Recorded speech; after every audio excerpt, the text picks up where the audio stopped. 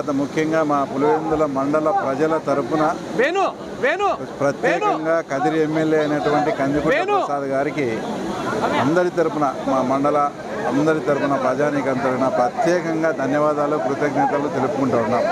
ఎందుకంటే ఏదైనా ఒక మంచి పని చేసేటప్పుడు ఆ మంచి పని చేస్తే వీళ్ళకి చాలా మంచి పేరు వస్తుందని ఇక్కడ లోకల్గా ఏదైనా కానీ ఇబ్బందులు అడ్డంకులు కూడా సృష్టించేదానికి కూడా ప్రయత్నం చేశారు. అవన్నీ కూడా ఆయన కానీ మేము కానీ ఇక్కడ ఉండే లోకల్ వాళ్ళకు కూడా అంతా సర్ది చెప్పి ఇద్దరికీ మంచే జరుగుతుంది.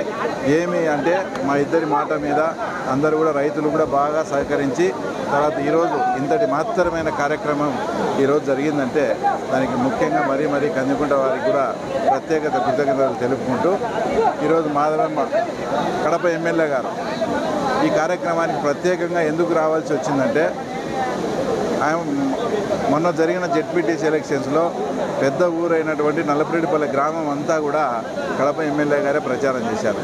ఆయన ఏ ఇంటికి పోయినా కూడా మాకు అక్కడ నీళ్లు ఎర్రబల్ల చెరువుకు నీళ్ళు వచ్చేట్టుగా చేయండి, మా ఓట్లన్నీ కూడా మీకే వేస్తామని అప్పుడు హామీ ఇచ్చారు.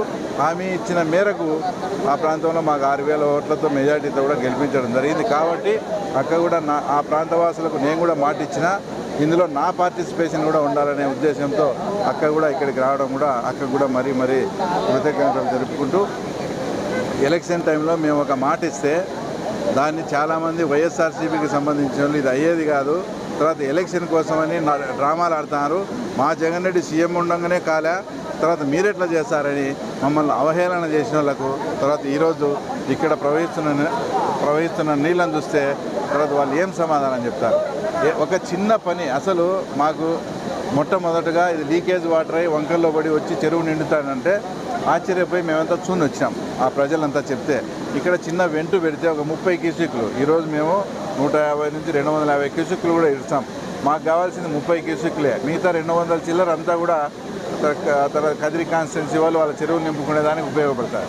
ఇంత చిన్న పని ఒక 5-6 గంటలు పనిచేస్తే అయ్యే పని కూడా జగన్మోహన్ రెడ్డికి ఇన్ని 30-35 ఏళ్ళ నుంచి ఒక బానిసలు ఎలాగా వాడుకున్నారో అలాగా రైతాంగాన్ని వాడుకొని వాళ్ళయ్యా మాకు ఆ తర్వాత ఈ చెరువు చాలా జీవనాధారము, ఇక్కడ మీరు పని చేసి పెడితే మాకు చాలా ఉంటుందని అనేక మంది పోయి లీడర్లు పోయి అడిగినా కూడా చాలా అవహేళనగా అవన్నీ పెద్దిరెడ్డి రామచంద్రాన్ని తీసుకుపోవాలా ఆ టైప్లో చెప్పి ఇంత చిన్న పనిని కూడా ఆయన చేయలేకపోయినాడు.